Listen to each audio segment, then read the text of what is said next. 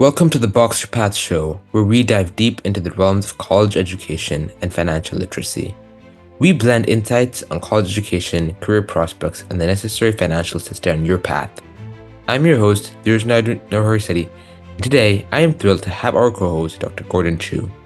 Dr. Chiu is not just an author, innovator, investor, and scientist, but also a visionary who has completed Wharton's Advanced Management Program and Harvard's Business Analytics Program.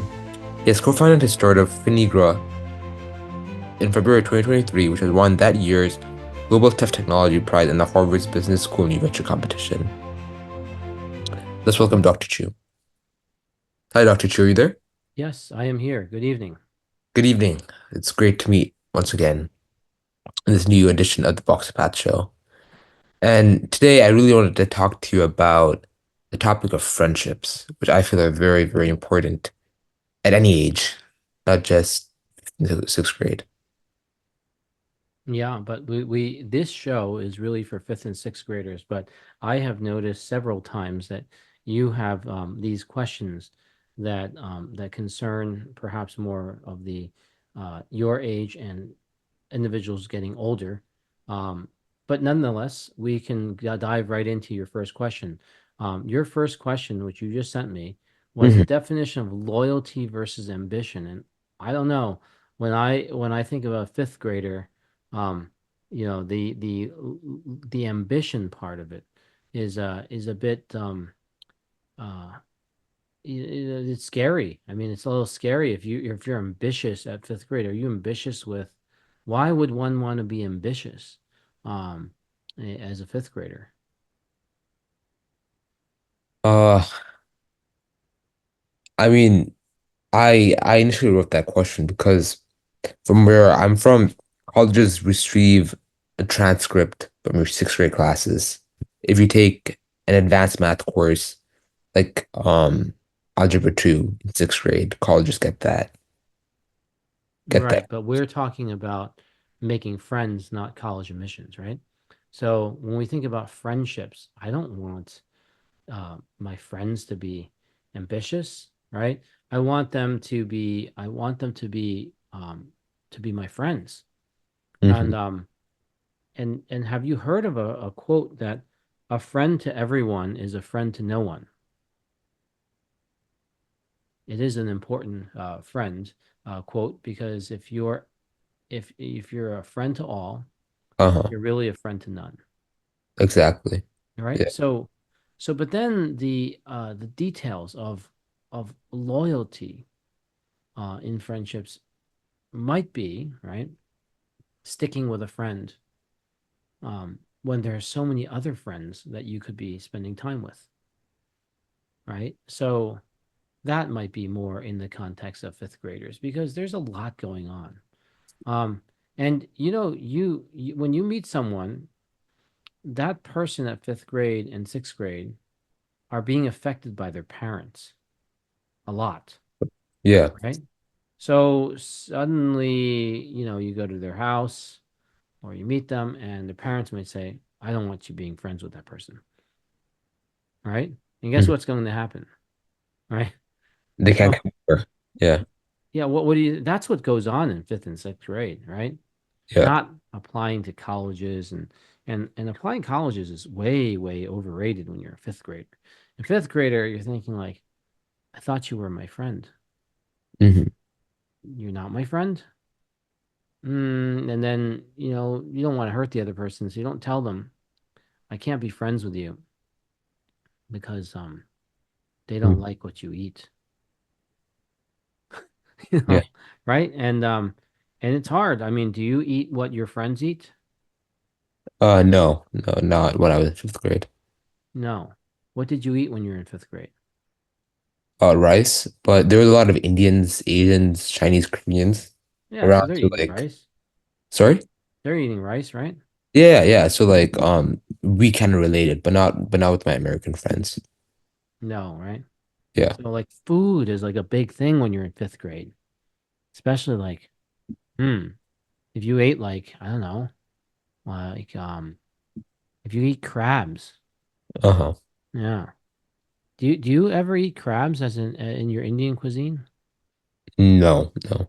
right? Isn't that so good? I asked you crabs and you instantly said no, right? Yeah, Yeah. but you're in Maryland, right? Are you Uh-huh. from Maryland? Don't you live in Maryland? Yeah, That's yeah, like your yeah. I live home in state. Maryland. Maryland is like a state of crabs, right? Blue crab. Yeah. You're familiar with blue crab, right? Kind So, of, yeah. I've heard about it. yeah, I mean, it's everywhere. People come to Maryland to have the blue crab. Yeah.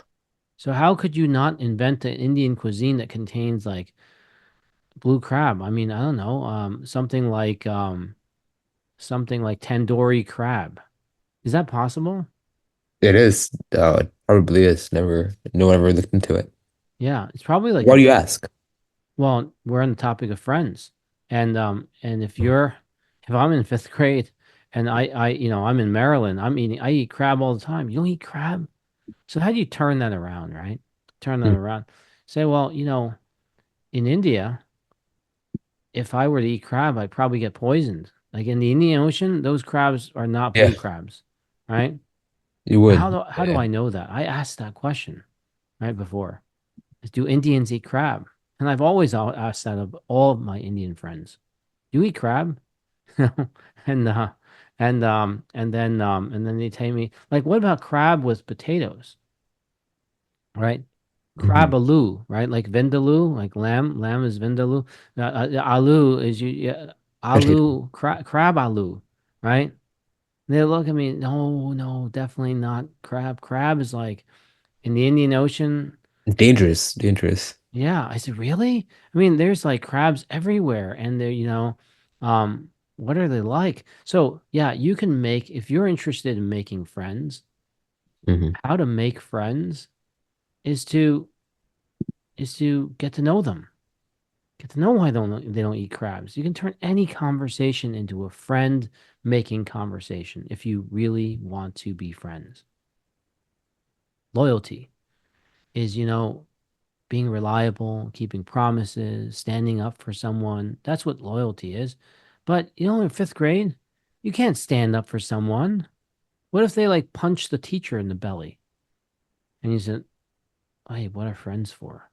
No, if you're my friend, you're gonna stand up for me. You're gonna help me punch the teacher's belly too. Hmm. Yeah, and then you're gonna have a whole big problem, right? I mean, yeah, obviously it's wrong, but you always want a friend that's loyal. So how do you know, like, how do you find a balance? It's complicated. Hmm. My father told me he was number one in China. Hmm. Now, So and he when did your also father move from China to the US? Can I ask? after high school, but not like he didn't fully finish the full curriculum of high school in China. And then he came over like because you don't have to in the United States. Like in China, they have 13th grade, but here there's like, you only have 12th grade and you're done. So he didn't finish 13th grade income. He finished 12 like a normal person here, normal person, right? Yeah. And then he went to college, and then from college he then went to Columbia University and he finished with a master's in engineering, Hmm. electrical engineering. It's a very tough, very very hard subject. But he would tell me that there are two things. Three things he would tell me. One is he went to he made it into the diocesan's boys' school, which is a very very top uh, high school in China, and he was in the band A class, which is the hardest class of that class. And in order to do that, he was number one. He had to be number one to do that when he was really young, before high school. He got in by being number one. And the other thing he did when he was in the United States is he beat the United States champion in table tennis one time. Oh, really? Wow. Yeah, right. And those examples he gave me was the reason why I should be number one in my time in fifth grade. Um, so, when you mentioned ambition, it caught my attention immediately because my father was trying to teach me ambition, right? Yeah, you need to be ambitious. You need to be number one. He actually taught me that in younger than fifth grade, but it became really important in fifth grade. Um, but that should not be so important. And how I responded was no, I am not going to be number one in fifth grade, sixth grade, seventh grade. How about eighth grade, ninth grade, 12th? No, I'm not going to be number one. Why won't you be number one? If you don't be number one, I'm going to punish you. Hmm. And you know, it could be physical, it could be verbal. My answer was no. So why did you refuse? Like, why not? Too much Well, work? no, I mean, work is easy. I mean, but if I get beaten at home, who would want to do that? But then I did a simple math calculation. If I focus on being number one in school, I would have 20 enemies, maybe 30, maybe 40, 50. But at home, I would only have one person, angry at me, Hmm. right? And I could What deal do you with mean by them. enemies? Like, who would be? Well, if you're always competing, right, with Yeah, ambition to compete, how do you be friends with people? Right? Who wants someone next to them that constantly competes, right? It's like icky and yucky. It's like kind of creepy too. So, yeah. so you're right to come like all you care about, and when you talk with me is to be number one, right? So I grew up with that kind of tension where I had finally when I finished high school, I was 28 out of a class of 350.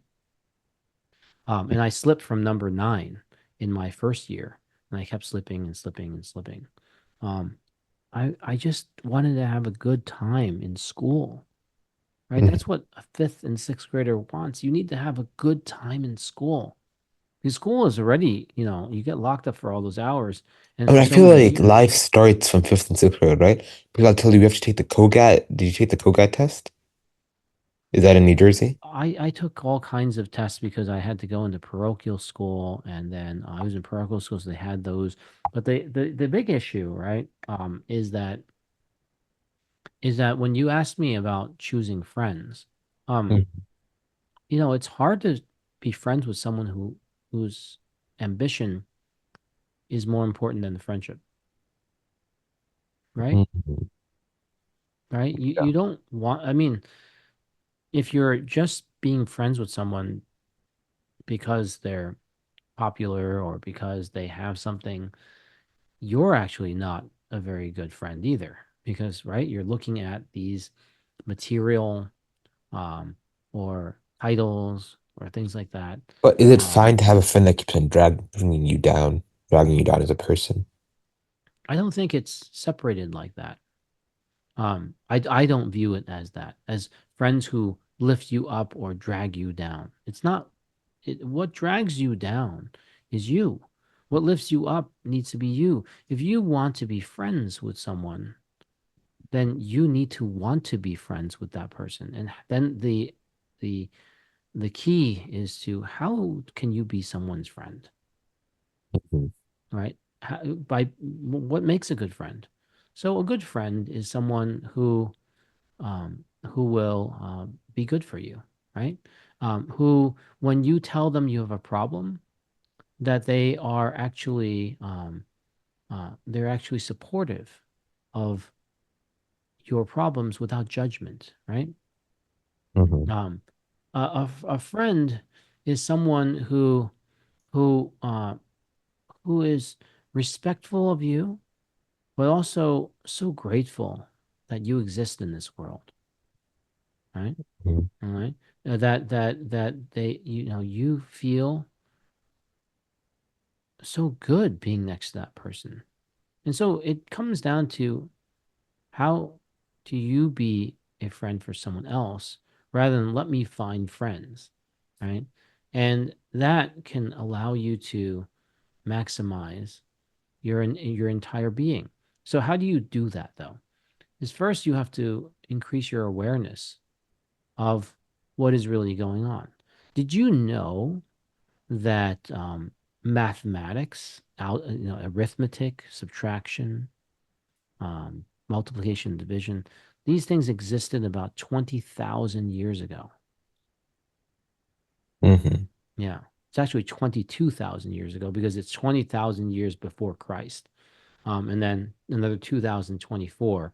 That's at AD, right? So if you add two, it's 22,000 years ago, you know. Um, Yeah. and then algebra came about um, sometime during the uh, about 9,000 years ago, right? You might Mhm. say a long, long time ago. Not so much that it's a it wasn't common. So you think about you're competing. Trying to make sure my numbers are correct. The algebra was because I wrote down some things for you that would be very, very interesting. So yeah, to get it accurate, the Babylonians had algebra in 2000 before Christ, roughly. So you add 2000 plus 2000 after Christ, 4,000. So not 7,000. 4,000 years has been the earliest form of algebra. Wow. Right. Yeah. So we're setting up ourselves, right, and say, who's going to be number one? Well, this has been around for so long. Every year there's a number one, and every high school and every middle school and every elementary school has a number one. So you're going to do that so that you can not have friends. You're going to use ambition. It's ambition to be ambitious is is great, right? To persevere is great, but not to surround yourself with ambition so that it can uplift you. And the ambition has to come from within and not for the reasons of being beating people out, right? So that's an important distinction of of where we are. And so we have been making people compete for a very long time, very, very long time. And it was only in the late 17th century that Isaac Newton and Leibniz, those are credited, but there's actually a person before that, a Franciscan monk, Cavalieri, who came up with calculus. So that was much, much later. So calculus has only been maybe 400 years or so, right? 400 years ago. Um, but that's innovation, right? That is taking a totally different way of approaching, right? Math and looking at the infinitesimal changes, right? And that is, but still, that has been around for a very long time. And the SATs, right, and the ACTs have only been, an IQ test. That was 20th century modern theory of what happens if we could select the best people who can inference and summarize and make predictions and comprehension and standardize everything. But then, for okay, so let's just estimate for 100 plus years or so, we've been looking, tinkering around the 20th century, right? We're now in the 21st century, so 100 years or so. But then they found that the correlation of someone who did really well, valedictorian, all right? Mhm. So assuming valedictorians have high SAT scores, right? Just to making that assumption because they're all studied off of the old material, 20,000-year-old material. 7,000 was the incorrect number I gave, but 4,000-year-old algebra, 300-year-old calculus, all that, right? To find the winners has a very, very low correlation with being someone's friend and also has a low correlation of um, being an entrepreneur, someone who can solve problems and build business. So you say, Yeah. wow, and then also very low correlation with becoming wealthy um, or being a good person. Those are not correlated. It's not a one-to-one correlation, right? It's not a high correlation. It's just not correlated. And so we keep looking for these things. And I know that's on your mind because you've gone through a lot of those things. But as you turn into an adult, you turn Mhm. into running into these problems and reflecting back on friendships. Many of your friends that you made will fade.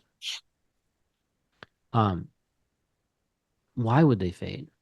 Because you no longer have the time to spend with your elementary uh, school friends. And instead of your parents being the roadblock, that was what caused a lot of friendships to either make it or break it. Then if you're a guy, you may find a partner.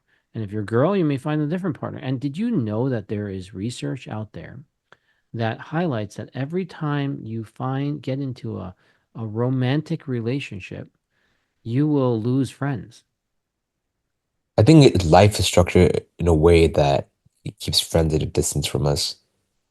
You can't maintain all those friends, because maintaining friends requires effort, time, and constant activities that bring you together. That's the maintenance side of friendship. To Yeah, find new friends, well, while you're not able to spend time with those friends, they're meeting new friends, and exactly. they're current friends. What are you? Well, you're from fifth grade. Um, but now they're seeing current friends. Or what are you? You're from first grade. I Also, found how do some you deal with new. jealousy within your friends?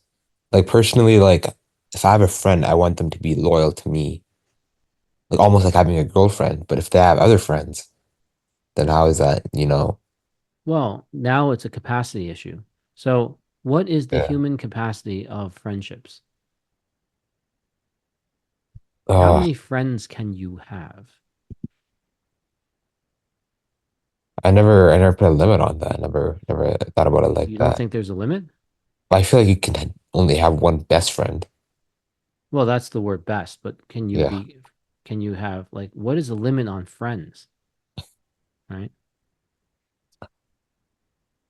Well, let's call it supportive friends. Is there a limit on supportive friends? First of all, they No. have to know what they're supporting, right? So, Yeah.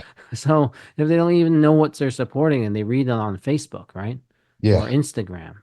Well, Insta is even faster than Facebook, so that there's not so much things to read, but only visual cues. Hmm. How many hours does it take to talk on the phone with a friend to maintain the friendship? And how much time needs to pass before the friendship fades? So it's no longer, it could be like replaced by someone else, new friend. I think if the bond they're strong, it can be an infinite number of times. There's no set number of days or time. Hmm. It's just So that if you're able to form a covalent bond with a friend versus an ionic bond with a friend, now we're talking chemistry. How do you form a better bond with friends? Is it the words you say? Is I the think there's having an conversations you have? understanding between them. Is Being it when you meet? How you meet? What else was there when you met? These all matter. They do. They determine, and also if there's room for in the other person's life. You know, if they just recently lost a friend, now there's an opening. Come, I have an opening for you, right? You can be my friend. I just lost five, Mhm. right? Yeah. So is that what it is? What is it really about? Because there's the mathematics behind math and science and the non-science, the unscientific methods of building friendships, right? So one is you want support, but you have to know what they're doing in order to know what you're supporting. Everybody wants to feel understood and valued, right? But if you don't have to spend time, how do you provide that? Well, I think the entire world, this may not relate to the current topic, but I think the entire world is based on just being selfish, you know? Like everyone is for themselves. And I'll tell you why I say that.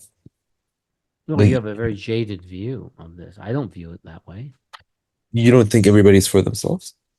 No, I'm not. I'm talking with you right now. There must be something wrong with me.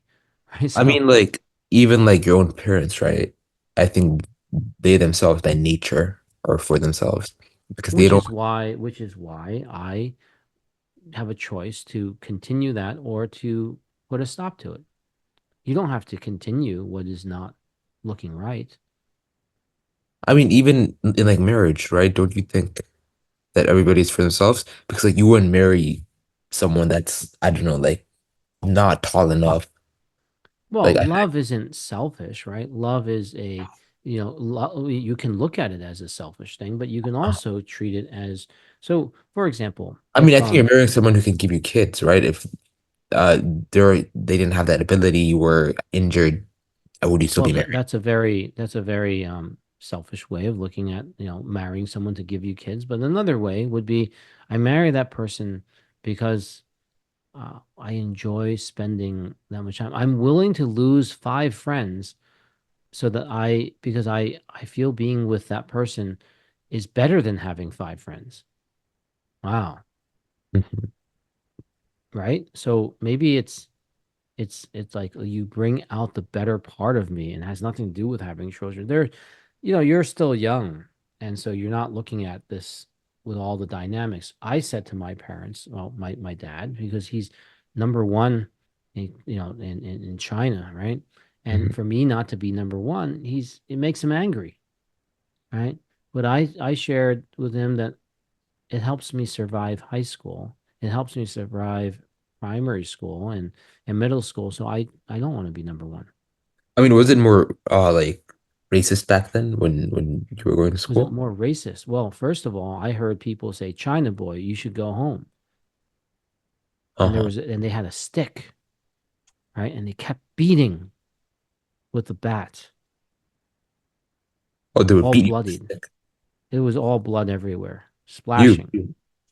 Yeah, I saw it happen. I was there. I mean, they beat you or No, they didn't beat me. They beat the other person next to me. the Chinese kid next to you.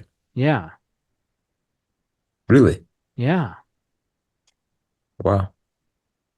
So first thing that went in my mind is I don't want to be that person. So and then the other thing is my father's name is not Bruce. His last name is not Lee.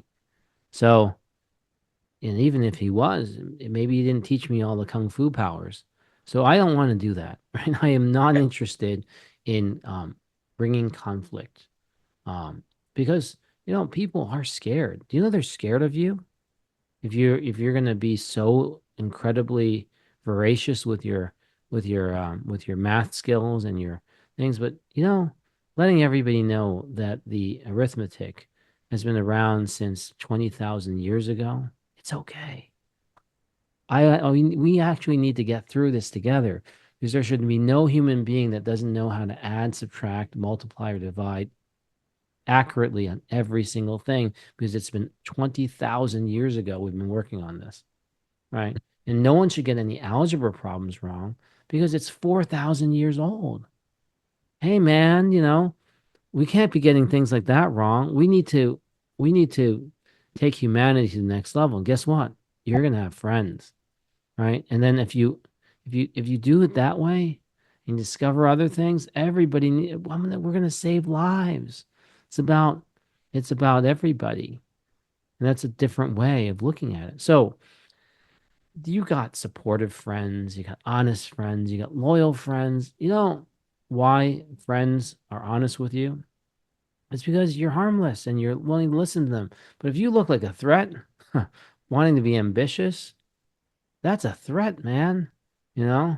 So I don't want to be like that. Yeah. Mm. Hmm. Yeah. So in your introduction, you mentioned that Harvard, you mentioned Wharton. So recently in August, I was selected, company Fiendgrow was selected to be a recipient of the Economic Development Award out of New Jersey.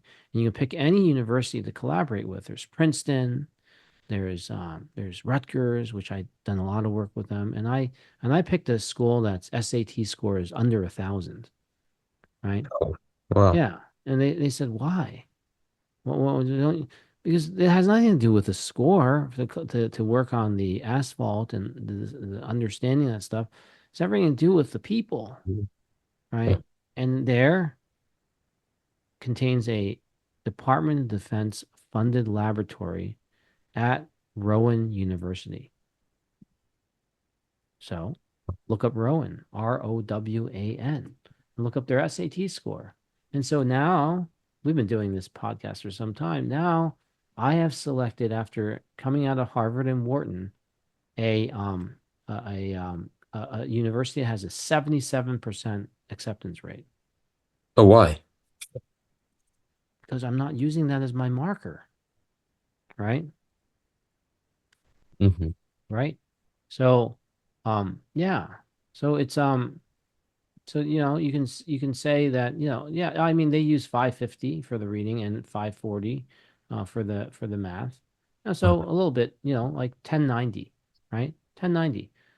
But the whole thing is you don't even need that, right? It's a Yeah. 77% acceptance score. They're in the 25th percentile, right? And so yeah, I wouldn't worry about that.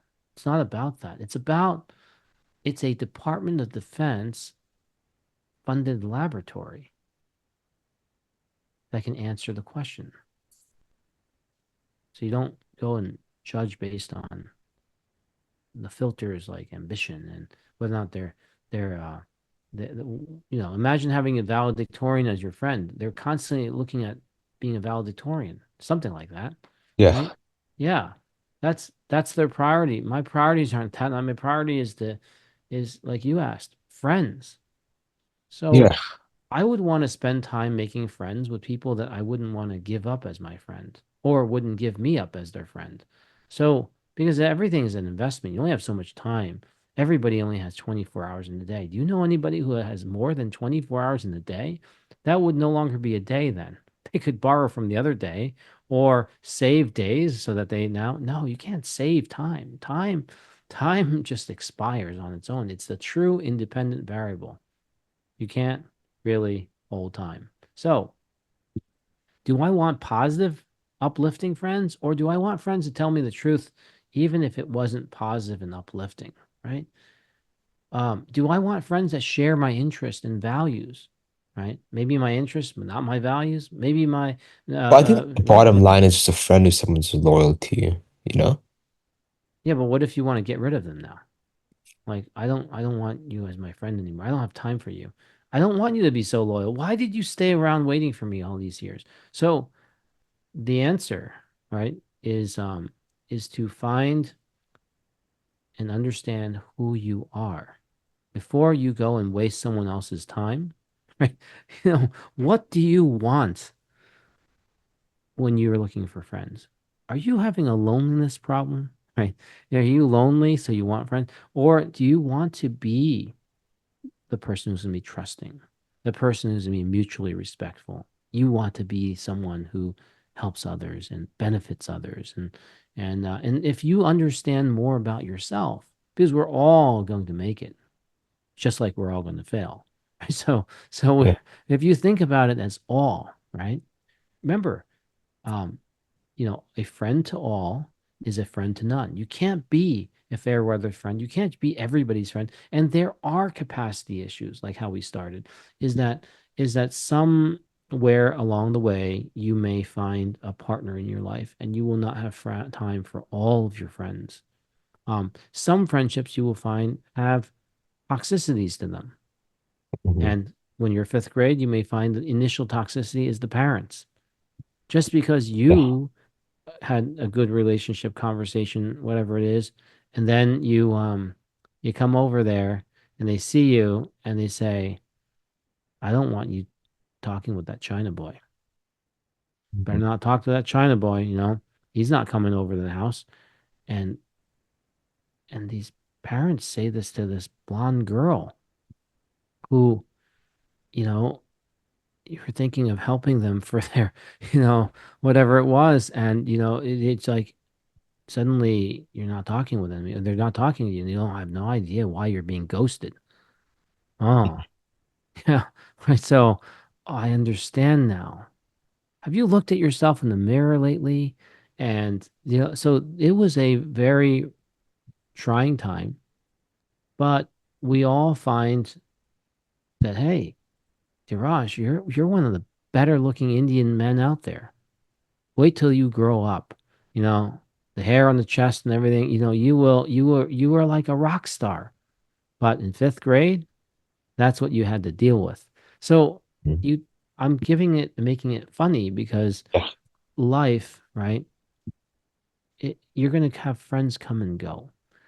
the key is, can you be someone else's great friend, right? And how do you do that is when someone's has a problem and you find it to be enjoyable when you help them, then you know you enjoy that person's company. It has nothing to do with what they have, um, or what they don't, or the Mhm. burdens that they come with. You just enjoy that person. Wow. Where did that go, right? In making friendships. That's what fifth graders and sixth graders and really teach parents a lot is, but if you made friends at fifth and sixth grade, oftentimes they're those within close proximity, and only if you're in a good year. It's like getting a good year for our parents when they talk about wines and grapes. Good years. Some classes out of Harvard are bad, terrible years, right? But other years in another school would be the best year because everyone cares about each other and you have great memories. Look at that yearbook, right? And you just say, ah, that yearbook in primary, I don't know if primary schools do yearbooks, but definitely high schools do. But if you had to do a yearbook on every year, that's what the word yearbook stands for, right? So fifth grade year, how do we make this book worthy of looking at it, right? What if we helped each other on this 20,000-year-old material? Which is not everybody has it perfect because some people got left behind, others take longer to absorb the information, and others seem to be encouraged in order to learn arithmetic so that they don't make mistakes when adding nines and sevens. But the point is that you've got to think of it as a group, as a mutual group for the benefit of humanity. And now you're going to think, how can we practice speaking with each other even if I'm not your friend, right? Or you don't view me as your friend, but how can I get my my voice to be to just gel with your voice? Can we sing together? Singing helps build friendships. Um, Really? yeah, it does. Did not know that. It's a great way, especially if you sing under a context like choir or something. Then like you're not doing solos and things like that. You get to experience something else with someone, something different, right? In fact, at Wharton, when they were training us to be friends with each other, we had to engage in an activity that none of us had any background with, Mhm. right? And see how we mess up and how we fail. And failure, if you fail and you really suck, and that person says, "Oh, I enjoyed being with you," not because they can be ahead of you while you suck, but because they just enjoy how you suck. Wow, right? When you're terrible, they're still your friends. That's like being Mickey Mouse. They know you're fake, but they still buy your tickets. That's the power of Disney. Mickey Wow. Mouse, we know the mouse is fake. People go in droves. So, what's your capacity? What's your number? How many friends can you have in your lifetime that you don't sacrifice and give up? Or people just love to be with you, not because they're loyal, but because they need you. They just love your personality. And why do they love your personality? Because you're authentic. And remember, you can't be friend to everyone because then you're friend to no one. So you just go and see, meet the people who enjoy your company. And what happens if you have your overcapacity? Like, what happens if you have like 180,000 people who say you're their friend? You have a problem now, right? Because on average, you have to spend time with people. So let's say you gave each friend only 10 hours, huh? Right? So 180,000, you'd have to give 1.8 million hours. And let's say every day you give them 8 hours a day for the rest of your life. If I did that with my life, right? 1.8 million people, 180,000 viewers of the Inventing Happiness or TED Talk. So remember, 180,000. I give each person 10 hours because they're my friend. If you're my friend, you watched my TED Talk, I should give you 10 hours. And I then divide it by 8 hours every day and start working off now. I would have to have 225,000 days to spare Divide that by 365 days a year, I would have to spend 616 years with those people just to make it right. I'm over capacity. So the viewers of my TED Talk cannot be my friends if because I can't deliver 10 hours, 10 hours for the rest of my life to each one of those people. So it should make me feel different when I do that calculation, right? So to be someone's friend means that what is your standard, and how can you do better? You know, how can you do better? And when you have kids, if you don't spend time with your kids, how close are you? So friendship um, requires time, and then it also requires another layer. Time can be outdone by someone else spending like through a life-threatening event you survived. Wow. Do we need to do that again? No, we don't have to do that again. We do not need to go through a life-threatening event, but that makes some really close friendships because nobody can even come close. If you combine that with spending time, quality time and life-threatening event like being chased by a dinosaur or something, Yeah. or an axe murder. Well, an axe murder is the worst. That then you will just have a really unique friendship. I And feel so, like also yeah, being at your lowest in life, like when you don't, nothing's working out for you, is really good to see who's your friends and not. well, that's one method. I Yeah. wouldn't want to do that. Fail and see who's there, right? Yeah. Actually face the axe murderer, see who's going to stand in front of them. No, I absolutely do not want to test that, right? Test your friendships. No, I don't believe in doing that at all. Because you see every Wednesday, I am on these live shows and all these people watch and they all think I'm their friends.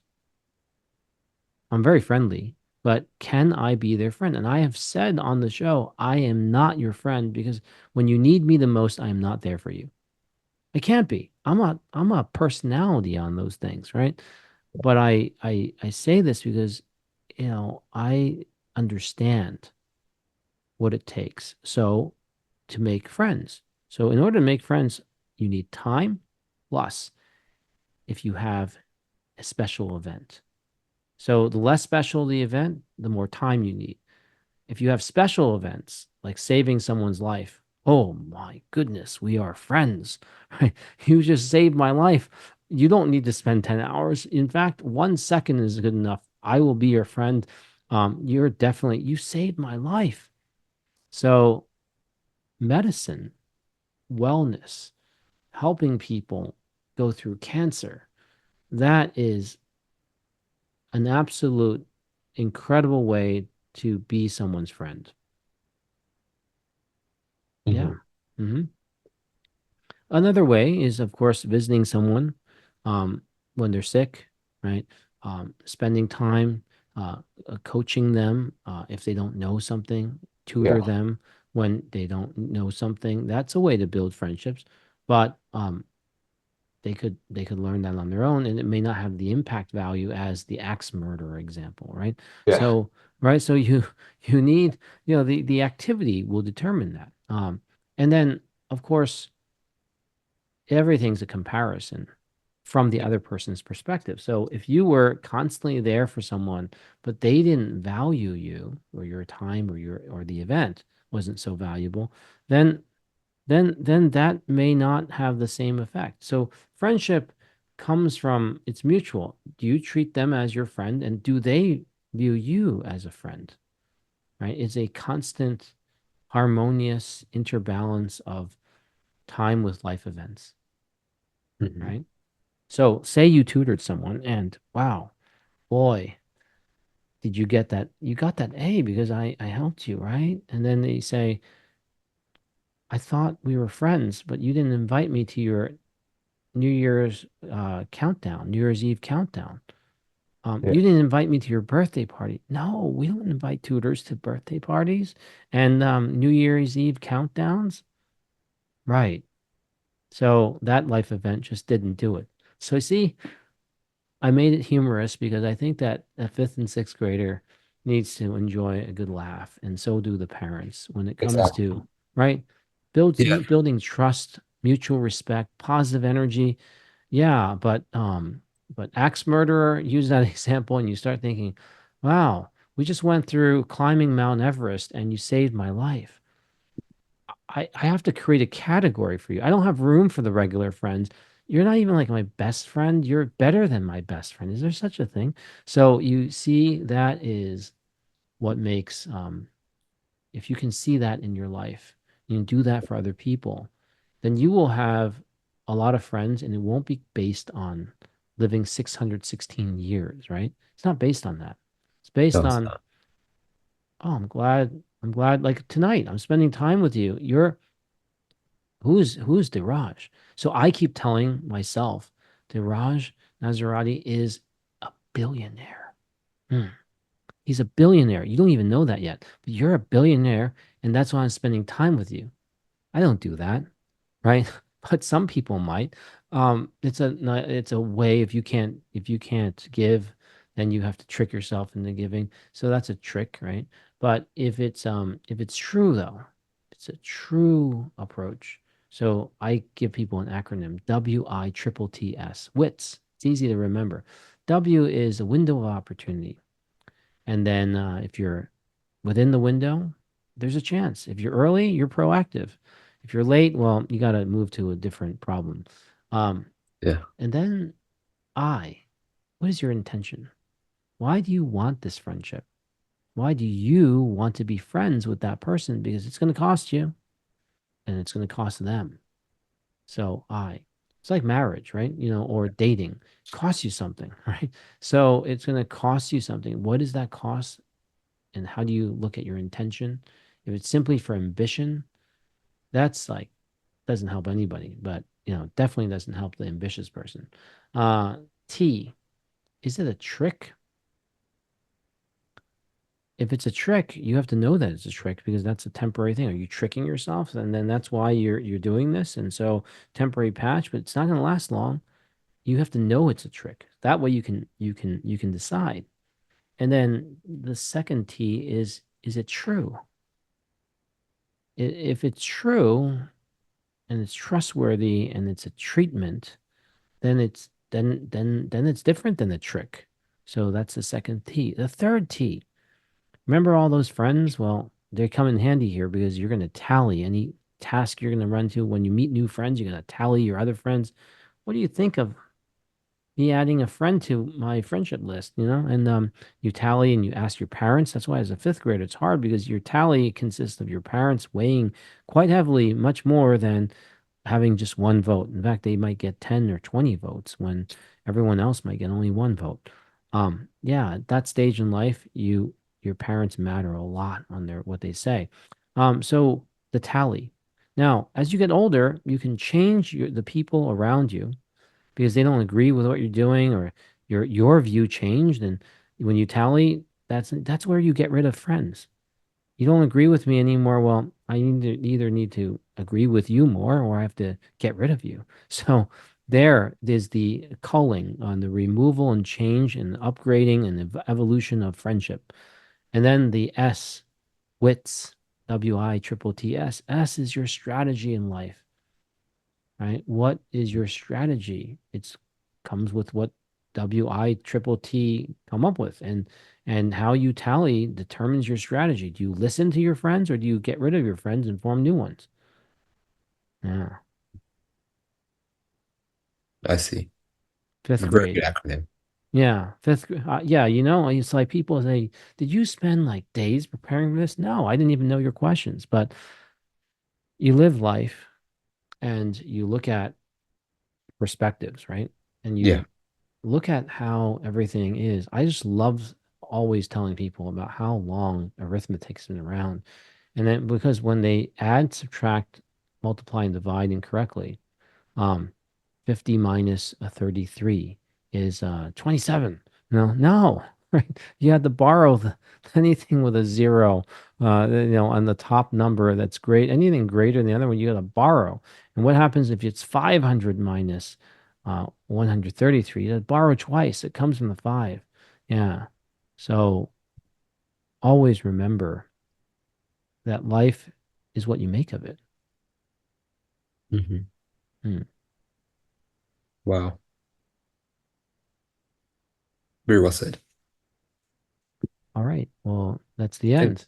Right? yeah, Yeah. I'll stop the recording here. stay tuned for the next edition, kids, parents.